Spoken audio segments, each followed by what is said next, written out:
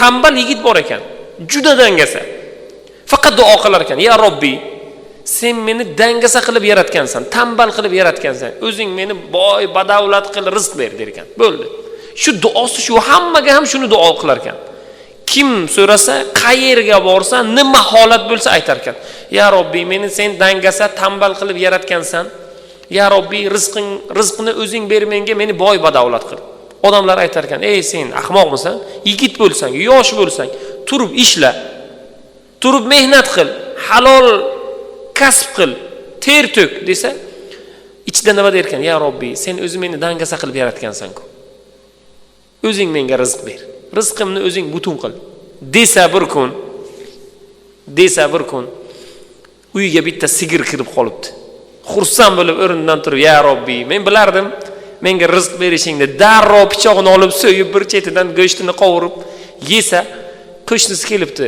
"Birodar, meni sigirim mana sizlarning uylaringizga kirib qolmadimi? Hamma joyni qidirdim, sigirim yo'q" desa, "Mana sigiring so'yilgan holatda, men uni yeyapman" debdi. "U meniki." "Nimaga seniki?" "Men Allohdan rizq so'radim, eshigimdan o'zi oyog'i bilan kirib keldi. Bu meniki.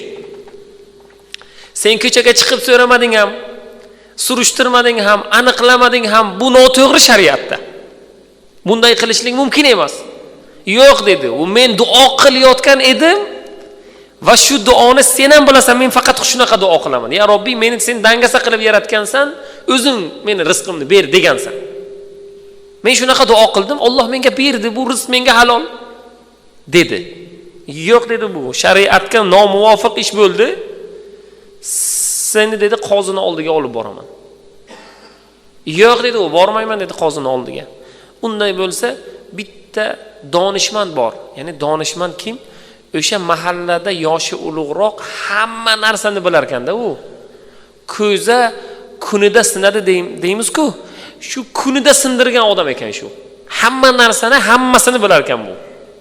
Shuni oldiga boramiz deganda u dangasa yigitga ma'qul bo'libdi, bo'ldi. Qozi endi qattiqroq shariat bilan hukm qiladi, o'shani oldiga boramiz dedi. Boribdilar, holatni qo'shnisi sigir egasi tushuntiribdi. Tushuntirgandan keyin donishmand sigir egasiga aytibdi, "Endi rozi bo'l" debdi. Buni hamma bilamiz, duosi qanaqaligini, o'zi qanaqaligini. Buni o'zi qo'lidan nima ish kelishini bilamiz debdi. "Endi sen rozi bo'l" debdi sigirga. "Yo'q" debdi, "Men rozi emasman, to'lab bersin sigirimni." Bu aytar ekan, "Men to'la olmayman sigirni. Men bir chetidan yeyishni boshlaganman. Xo'p, men rozi emasman." Donishmand sigir egasiga aytdi, "Sigir bunga halol. Sigir halol. Yo'q, shariatga nomuvofiq ish bo'ldi, bunga harom, mendan so'ramadi, egasini aniqlamadi, uni hech narsa so'yib yubordi, oldi, yedi, uqildi, buqildi." Donishmand sigir egasiga aytdi, "Bunga sigirni halol qilib ber, rozi bo'l" dedi sen.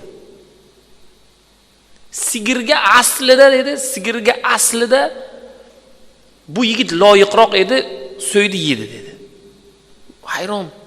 Aslida shariatni tizimi bilan olganda tambal yigit noto'g'ri ish qilyapti, donishmand noto'g'ri hukm chiqaryapti. "Yo'q" dedi, "Men sigirimga rozi emasman." Donishmand unga yana aytdi, "Sen" dedi, "butun sigirlaringni bunga halol qilib ber, qachon xohlasa olsin" dedi.